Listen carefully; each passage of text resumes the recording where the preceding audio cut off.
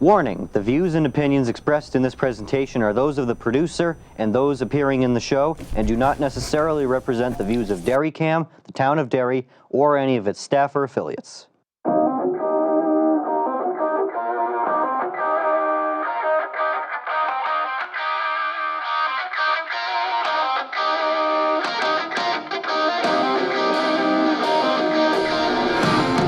Hi, I'm Anthony Henry. Welcome back to America's Ass. We're on episode 49. We're almost at 50. I've been doing this show since April of 2023 now. Crazy ride, but we'll get to that next week. It's been an interesting week in politics. We had the debate last night. We might talk about that. I don't know. But anyway, I'm here today with Representative Jodi Nelson from Derry, where we are right now. So welcome to the show. Thank you. Introduce yourself to anyone who doesn't know you. I'm Jodi Nelson. I'm a resident of Derry since '08. I have 3 children, 2 Pinkerton grads, and 1 is a freshman at Pinkerton. I live here with my husband, and we live in East Derry.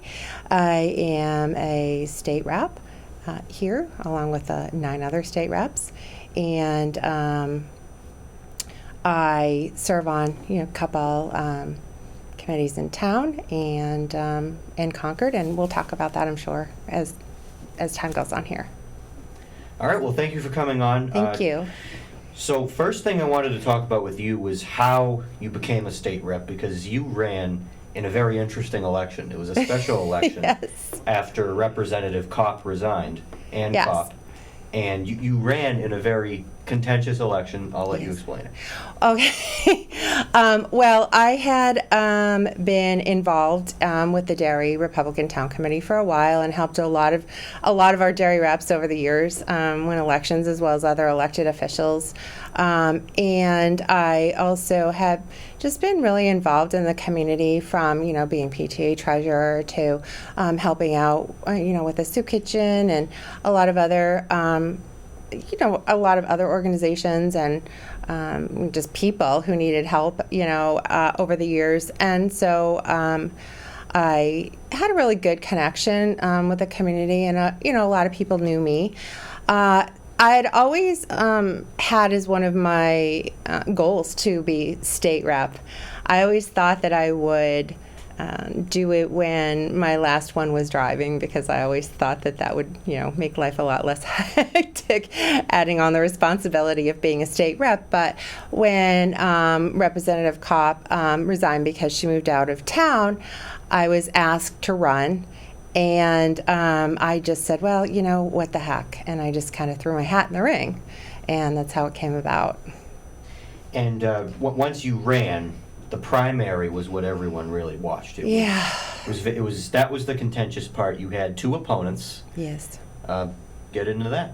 So I had one opponent. I'm so sorry about this. I forgot to turn off my cell phone. That's okay. And so I apologize very much for that. So I will hopefully not have that phone ring again. I'm really sorry. So one of the opponents he was a state representative, and he was running again. I believe, I don't remember the history of the whole thing, but I think he was a state rep and then did not make it through one of the times, and then he decided to try again, and also a former town councilor. And then the other person was a town councilor. Yeah, and it was really a nasty election. Yeah. A lot of the stuff that went around was really ugly. It became very, very personal, and I was...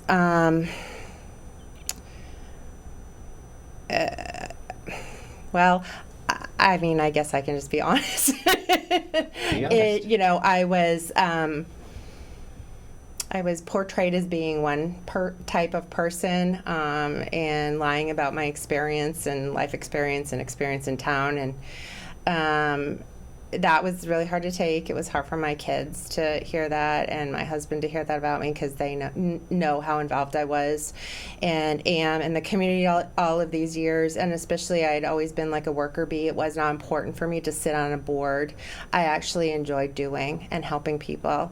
And so, those personal attacks, calling me stupid, were hard, but I decided to just, put my nose to the grindstone, not get in the middle of mudslinging, and I decided to let the chips fall where they may, because I was very confident that I had enough ties in the community that people really knew who I was, and it really backfired on those people. And I'm telling you, I would see sometimes on the community pages, hey, I don't even know who this lady is, but these people are being so mean to her, I'm going to vote for her because she's just been wronged, and I did end up winning by, I think I won the 70% of the vote in the primary. So, despite all the money that went against you, yes. all that faction at that time. Yes, there was a PAC. Yeah. Anyone but Jodi PAC, I think, also at that time too. So that was really, it was a crazy time. Yeah, and if you're involved in Derry politics, you know exactly who we're talking about. We won't say the name, but some people that used to be very, very involved in this community that retired from politics, more or less, and they just did a lot of nasty things, not just to you, to several other people, including some state representatives, such as Representative Love. Like, just a lot of bad things happened, and it was bad. And thankfully, people saw through that. People chose not to buy into their hate. I mean, we see a lot of that stuff going on at the national level. I guess that's a good segue into last night. We had the debate last night between J.D. Vance and Tim Walz. I thought it was a very good debate, much like the debate we had last week on this very show between Representatives Cahill and Verville. It was very civil, much more civil than I thought it would be. They actually discussed the issues. I think they covered a lot of ground, a lot of important ground, not just the culture war stuff. I wish they talked about the dock workers, but anyway, I thought it was really good. And it was so much more different than Kamala Harris and Donald Trump when that debate happened. I think that was one of the worst debates of all time for presidential debates. They were just full of animosity. They both looked like they had no plan for that debate. Just a mess, but I thought last night was really good. I do too. I really, really was impressed by just by how civil they were towards one another, and it really seemed genuine to me. I was really touched when Wells was talking about how his 17-year-old son witnessed a shooting, and and so the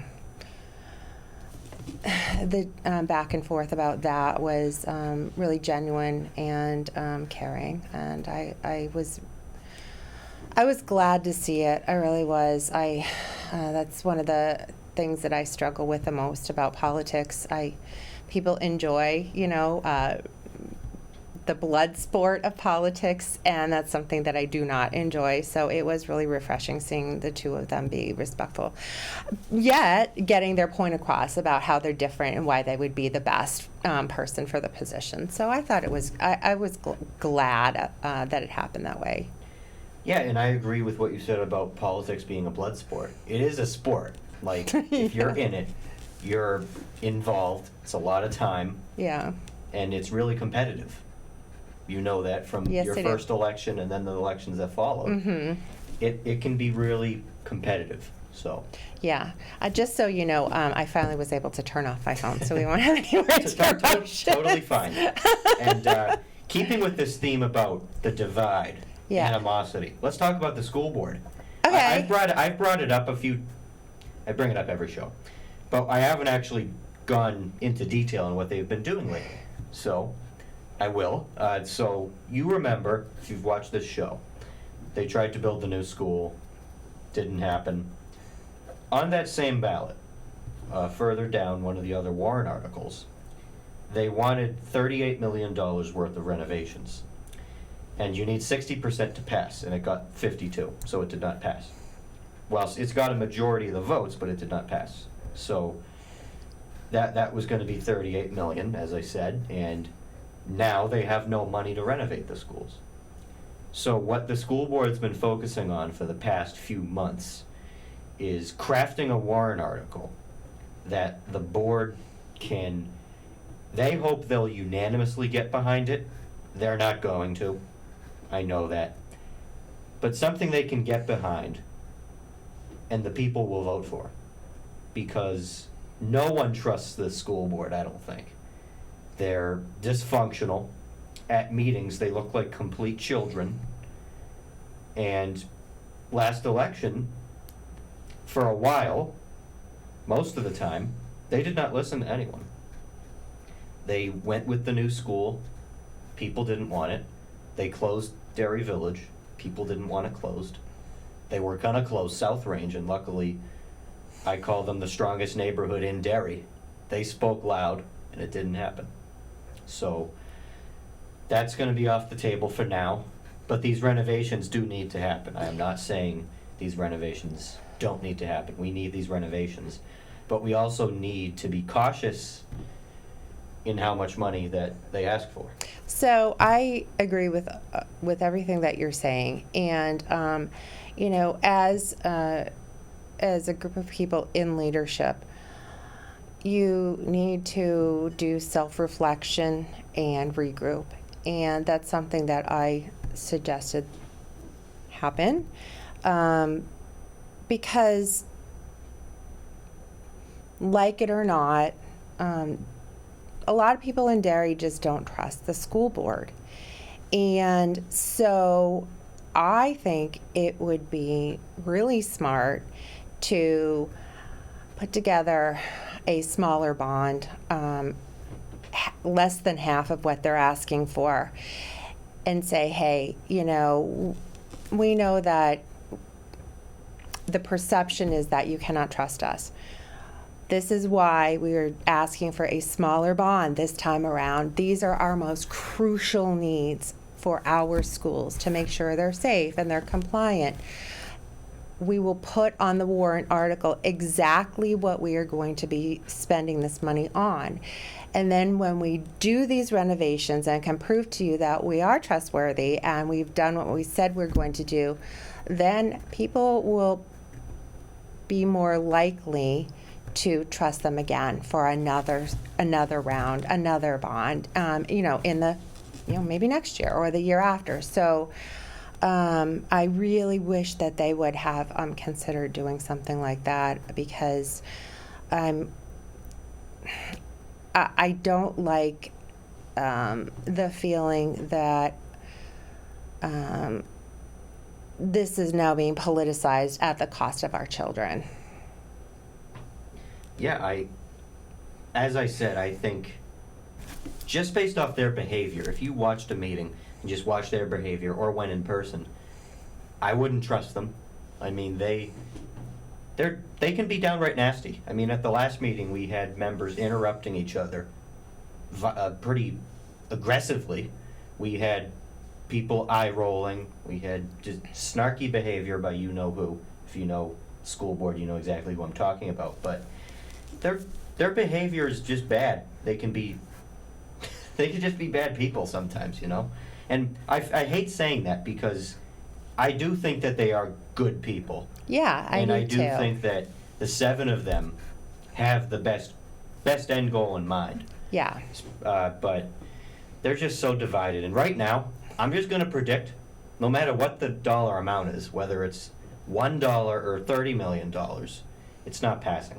I really don't think it's going to pass as of now. I think that they're too dysfunctional. They're not going to get over themselves at the next meeting when they finally decide on an exact amount. And they're just going to screw up again. And I think we're going to have 3 new board members next year, too. I don't know who they're going to be yet, but I think the 3 that are up, Brenda, John, and David, I think they're either not going to run or they're going to lose. In fact, I think if you put all 7 of them up in March, I don't think any of them are getting reelected. I really don't.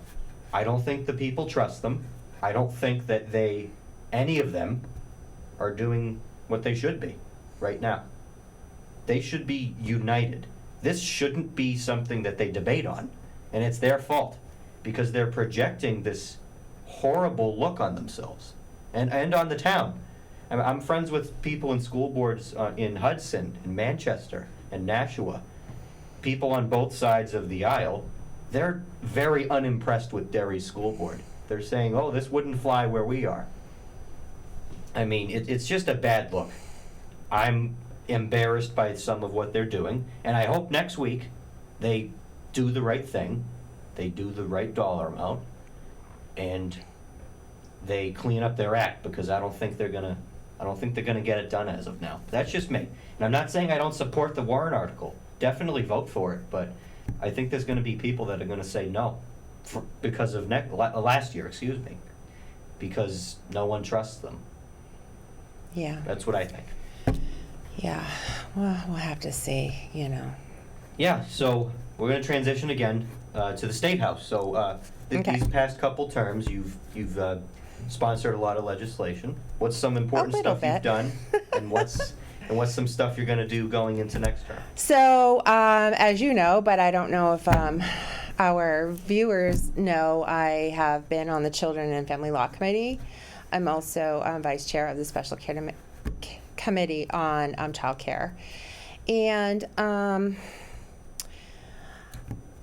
a few of the bills that I had sponsored or co-sponsored that I'm really proud of and excited about. The first one being expanding our safe haven laws in New Hampshire, and that was signed by the governor. And despite the idea that all we do is fight between the two parties up in Concord, and we do sometimes we fight like cats and dogs, but we actually do come together on a lot of bills and a very bipartisan way. And this one bill in particular is a really great example of a group of folks, and there's some very, very right and some very, very left people coming together on this. And I was just really glad to be a part of that. I'm really also excited because what happened with this, what this bill and now law it enables us to do is put what is called a safe haven baby box in fire stations or hospitals, and if someone wants to relinquish their infant, they can do it safely and anonymously, and that will be a really good way to protect and save the life of an infant.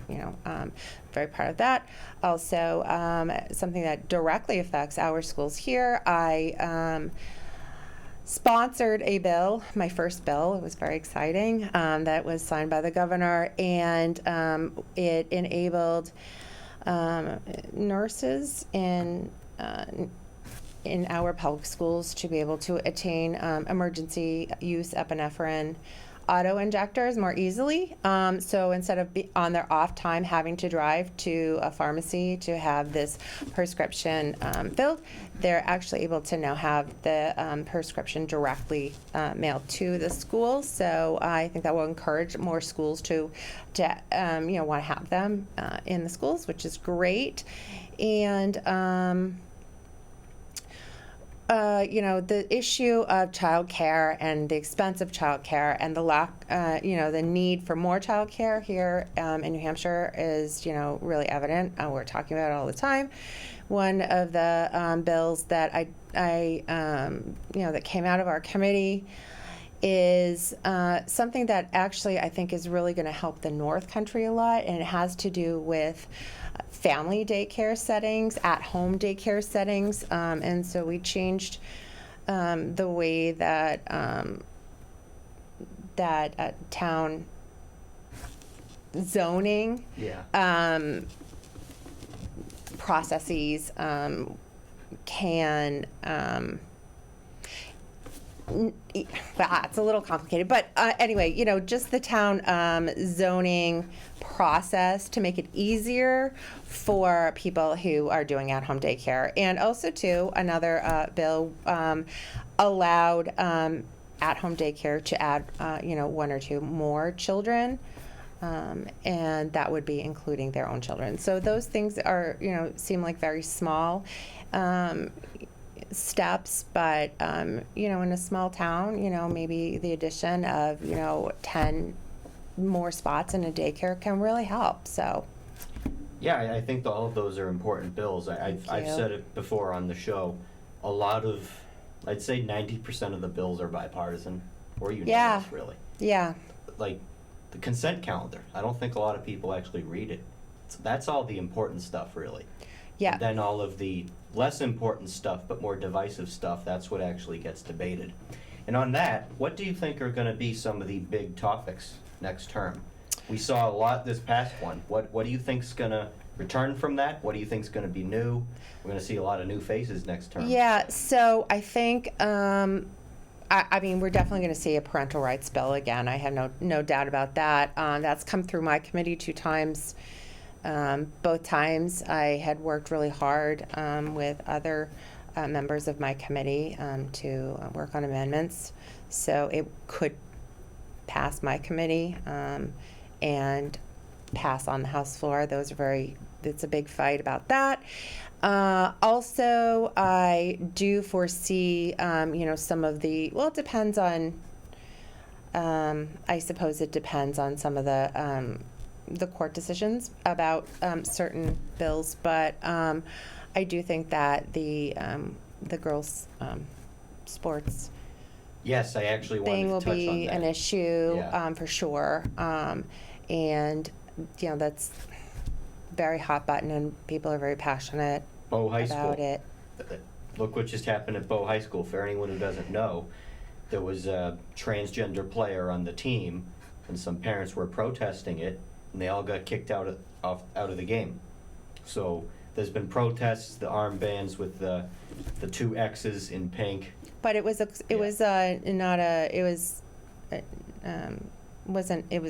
silent protest. It wasn't Yeah. shouting protest. Yeah, it was a silent protest, and the school kicked them all out. Yeah. Which, I mean, that to me, that violates the First Amendment. Yeah. Yeah, and we were on parents' rights bill. Yeah. So Sorry I interrupted. it's okay. I just think that there are circumstances where parents feel like they're not they're being prevented, or things are being made difficult to be able to guide their children in raising them, and so I think that's always going to come back. I also, just personally for me, some things that I am working on. So it's just so frustrating because you want to right away write a bill or get a law passed, but it does take a lot. If you really are serious about getting a bill passed, it takes a lot of work. It takes a lot of research, and also you might have a great idea, but you also have to get people behind it, like not only legislators but people in the community or in the state or experts in the field to back you up and agree to come and testify on behalf of your bill. So but things in the works for November, and if I can't get all of those things in place next fall, hoping that I can, along with some of my other friends in the Children and Family Law Committee, get some bills passed into law that will prevent another Harmony in Montgomery from happening. I actually have been made friends with some people who are really involved with this whole situation, and a woman who is a retired family court judge in Massachusetts wrote a book on how she was wronged and what we need to do to fix things. I know that there are legislators in Massachusetts who are trying to work on things, and I think that is a really good opportunity for us, in New Hampshire and Massachusetts, to work together on trying to fix what went wrong. Interestingly enough, there's a senator who worked on a bill, and the bill was to have a study committee on what Massachusetts needed to fix in their DCYF and foster family and custody situations. The bill was killed, and I was really surprised about that because, as we know, Massachusetts is a very blue state, and I would think that that would be very, very important. And it makes me think that people really want to cover up what happened, and the longer time goes by without actions being taken, people will start to forget. And I'm just not, it's just not going to happen. I'm not going to let people forget. The state failed Harmony Montgomery. Yes. That's all I'm going to say about it. That's Yep. all I need to say about it. Yep. And, I mean, we'll go back to last episode. What do you think's going to happen with the next weed bill?